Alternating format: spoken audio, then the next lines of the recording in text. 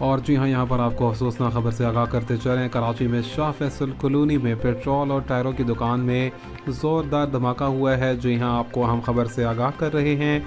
Shah Faisal colony में petrol और टायरों की दुकान में खौफनाक धमाका हुआ है। धमाके के बाद करीबी रिहायशी इमारत में खौफनाक आग भड़क उठी। बताया जा रहा है यहाँ पर धमाके के नतीजे के अंदर जो हैं वो 3 अफराद के फ़िलहाल के लिए ज़ख्मी होने की इतलात मिली हैं। ताहम इससे कितना जानी नुकसान हुआ है और मज़ीद क्या इतलात होंगी आने वाली अपडेट्स में आपको आगाह करते चलेंगे। अभी के लिए आपको बताते चलें कि शाह फैसल कॉलोनी में लगने वाली आग का जो सिलसिला है वो बढ़ता हुआ नज़र आ रहा है।